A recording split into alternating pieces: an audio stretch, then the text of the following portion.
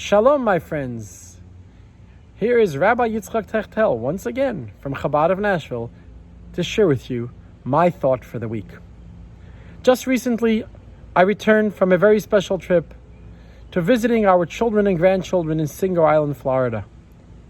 I traveled there on the occasion of the bris of my newborn grandson, born to our daughter Tzivya and son-in-law Beryl, the shluchim of the Rebbe to Singer Island. During the bris ceremony, I was actually honored to be the sandik, to hold the baby as he was entered into the covenant of Abraham and the bris circumcision ceremony. It was a very special privilege as God bestows great blessings, spiritual and material, upon the sandik, and thereupon I shared it with others and the many participants of this most joyous occasion. The highlight of the bris is when we gave the name, the Jewish name, to the baby. Nobody knew what the name was until the moment of the bris, besides the father and mother. It's considered a small prophecy, the name that God inspires the parents to give. We were all in attendance in great anticipation. What is the name going to be? And then my brother-in-law, visiting from Canada, was given the honor to give the name. He made a special blessing upon the mother and the baby, and he said, the name of this child is going to be called Eliyahu. Elijah was named after my late father-in-law, Rabbi Eliyahu Cohen of blessed memory. We know that Eliyahu Hanavi was a descendant of Aharon the Kohen, Aharon the high priest. Aharon was known to be a man that pursued peace and loved peace. And we bless this child to be like his great ancestor, Aharon HaKohen, a man who brought about good feelings of love, peace, camaraderie, and friendship between people. See, my friends, this original man, Aharon the Kohen, he was the ultimate peacemaker. Whenever there was an argument between a husband and wife, he brought peace. He would go to the husband and say, your wife is really sorry. She didn't mean to say or do what she did to you. Why don't you forgive her?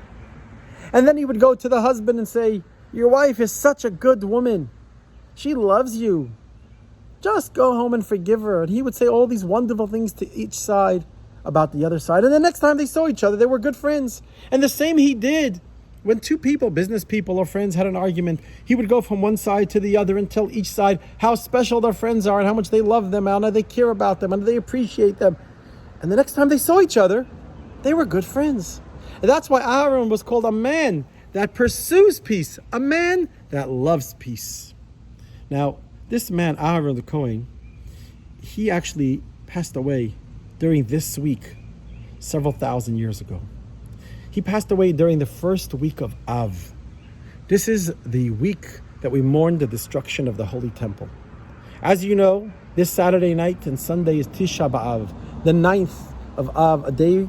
It's a fast day. It's a day we mourn the destruction of the first holy temple, and second holy temple that stood over 490 years apart from one destruction to the other.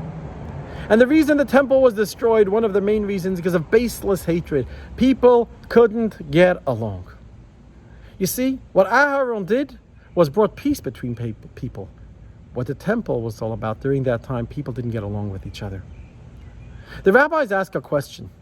How did Aharon bring about peace between people if he had to lie?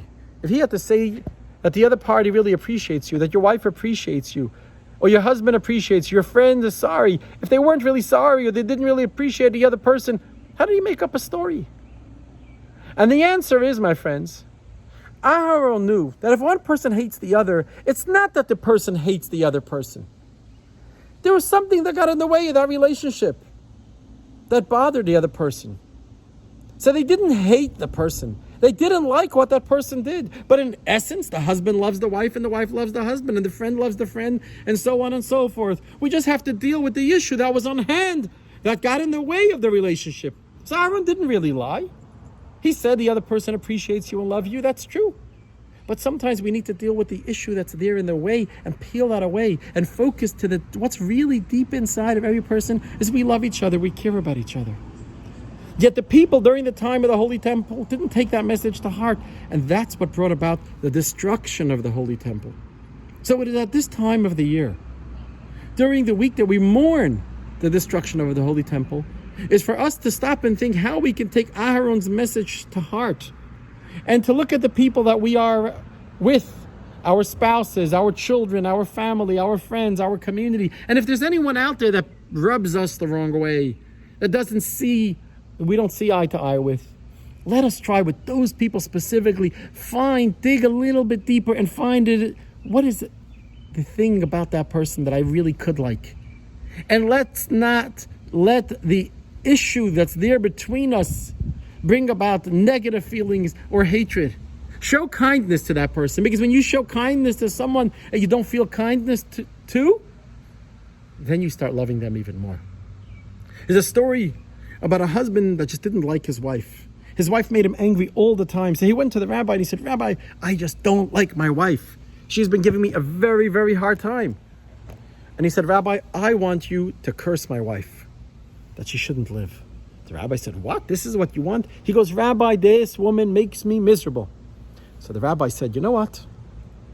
I'll make a deal with you. I will do so if you want in 30 days. But over the next 30 days, I want you to be extra kind to your wife. I want you to do things for her that you never ever did before." He said, okay. He was so desperate to get rid of his wife.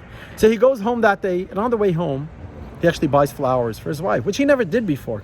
He comes home, he brings his wife flowers. She's wondering what's wrong with her husband today. She doesn't know. Maybe it's a fluke, she thinks. The next day, he takes the garbage out. He starts folding the laundry. And the third day, he starts making nice dinners, a romantic dinner with candlelight and wine. She says, "Wow, he's really starting to be nice to me. I will go out of my way and be nice to him."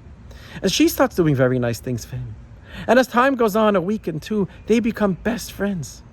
And he starts liking her. And then comes 28 days later, the rabbi calls the man. He goes, "Okay, remember what I told you. In 30 days, I will curse your wife. You only have 2 days left." He goes, No, Rabbi, let's postpone this a couple of years. Things are doing a lot better."